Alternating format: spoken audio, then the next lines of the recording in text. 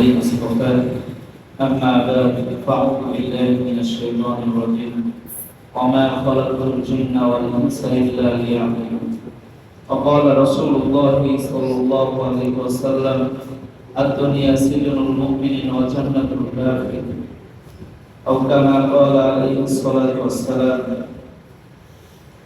আলহামদুলিল্লাহ, সকল প্রশংসা সেই রব্বুল কারীমের প্রতি যে আল্লাহ তাআলা আমাদেরকে ভালোবেসে মহব্বত করে দুনিয়ার সমস্ত কাজ থেকে ফারিগ করে তিনার ঘর মসজিদে এসে দুই রাকাত সালাত আদায় করার জন্য বসবার তৌফিক দান করেছেন। সেই রব্বুল কারীমের প্রতি শুকরগুজার করে সকলেই বলুন আলহামদুলিল্লাহ।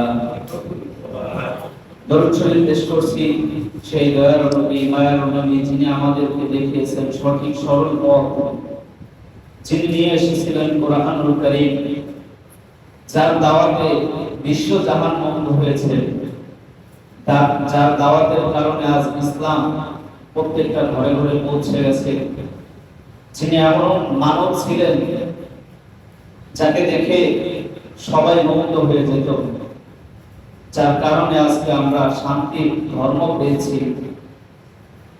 সেই নবী সাল্লাল্লাহু আলাইহি ওয়াসাল্লামের প্রতি আরো একবার দরুদ শরীফ পেশ করি, সবাই বলুন সাল্লাল্লাহু আলাইহি ওয়াসাল্লাম। আজকে মুহররম মাসের 1 তারিখ।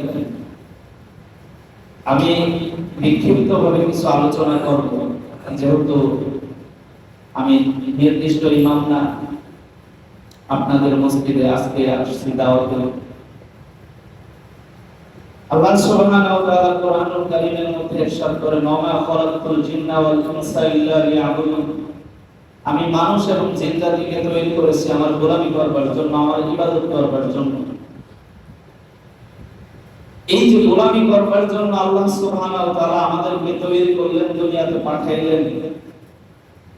আমরা দুনিয়াতে আসলাম, দুনিয়ার হাকিকত দেখলাম, আর আল্লাহ সুবহানাহু ওয়া তাআলা ওই কথাটাকে বলেই গেলেন। তো চিন্তা করে দেখেন তো ভাই, আমরা দিনে কতবার আল্লাহকে স্মরণ করি, অথচ আল্লাহ তাআলা আমাদের জন্য কি দিয়ে রাখেন নাই।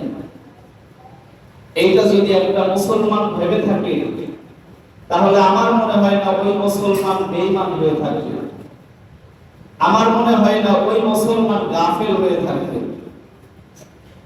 প্রত্যেকটা মানুষ যদি চিন্তা করতো যে আমার রব আমাকে দুনিয়াতে পাঠাইছেন মাত্র কেবলমাত্র শুধুমাত্র তার গোলামি করবার জন্য, তাহলে সে চিন্তায় পড়ে যাবে।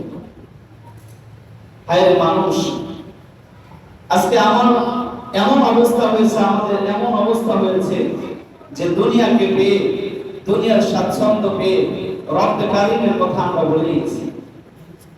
যে রব আমাকে তৈরি করলো, সৃষ্টি করলো, দুনিয়াতে পাঠাইলো, যে রব আমাকে দুনিয়ার বাতাস দেখাইছেন, খাওয়াইতেছেন, পড়াচ্ছেন, চলাফেরার সুযোগ করে দিয়েছেন, সেই রবের কথাই ভুলে গেলাম আমরা। আজকে সুন্দর সুন্দর মসজিদ হয়, কিন্তু মসজিদে মুসল্লি পাওয়া যায় না। আজকে মাহফিল হয়, মাহফিলে প্যান্ডেলে মানুষ পাওয়া যায় না। কোরআনের আয়োজন করা হয়, কোরআন শোনার মতো মানুষ খুঁজে পাওয়া যায় না। অথচ একটা গানের প্যান্ডেল দিয়ে দেখেন ভরপুর লোক হয়ে যাবে, যাত্রার প্যান্ডেল দিয়ে দেখেন ভরপুর লোক হয়ে যাবে, সিনেমা হল করে দেখেন হাজার হাজার দর্শক পেয়ে যাবেন।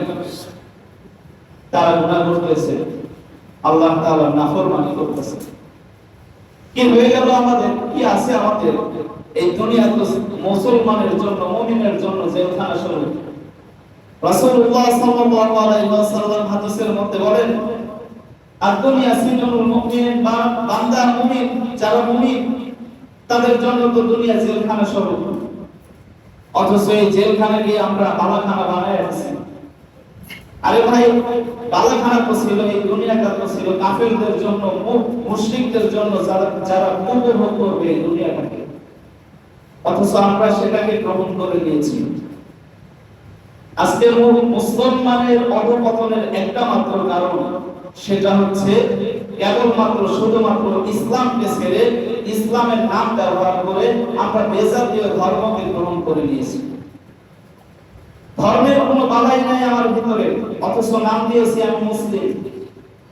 আমি চাই গাঁজা খাইতে, আমি চাই সিগারেট পান করতে, আমি চাই মদ খাইতে, আমি যাই গান শুনতে, আমি যাই হলের মধ্যে ছবি দেখতে, অথচ আমার নাম রেখেছি আমি মুসলিম। এটাই আমাদের আফসোস। অথচ আমার কথা ছিল আমার মসজিদে থাকা। একটা জিনিস খেয়াল করে দেখেন, ভোরের বেলায় যখন উঠবেন তখন শুকর বোঝাই করার জন্য, শুকরিয়া আদায় করার জন্য খালি পেটে থাকা অবস্থায় ওই পশু পাখিগুলো আল্লাহ আল্লাহ করে জিকির করতে থাকে, কিচির মিছিল করতে থাকে। আর আমি মানুষ হয়ে কেমনে ঘুমাই, কিভাবে থাকি এইভাবে। এটা আমাদের আফসোস। আল্লাহ সুবহানাহু ওয়া তাআলা কোরআনুল কারীমের মধ্যে মা গররাকা বিরাব্বিকাল কারীম, আল্লাহ সুবহানাহু ওয়া তাআলা ডাক দিয়ে বলেন, বান্দা তোমাকে কি এমন জিনিস ধোঁকায় ফেললো যে তুমি রবের থেকে দূরে সরে গেলে? তোমাকে যে সৃষ্টি করেছে তাকে বলে তুমি কার পিছনে ছুটে আসো, পড়ে আসো। অথচ তোমার জন্য আমি বান্দা তোমার জন্য এত সুন্দর নাজ নিয়ামত রেখেছি, জান্নাত রেখে দিয়েছি, ভোর রেখে দিয়েছি। তুমি এগুলো পান করবে, এগুলো থাকবে, এগুলোর মধ্যে থাকবে। তুমি জান্নাতকে ভুলে গেলে, বালাখানার কথা ভুলে গেলে, ভোরের কথা ভুলে গেলে, আমার নিয়ামত রাজির কথা ভুলে গেলে, কিভাবে সম্ভব? তোমাকে কোন জিনিস এইভাবে ধোঁকায় ফেলে দিল? একটাবার চিন্তা করে দেখেন, একটাবার চিন্তা করে দেখেন। ওই ব্যক্তি আমরা আজ মসজিদে আসতে ভুলেই গেছি, আজকে আমরা নামাজ পড়তে ভুলেই গেছি।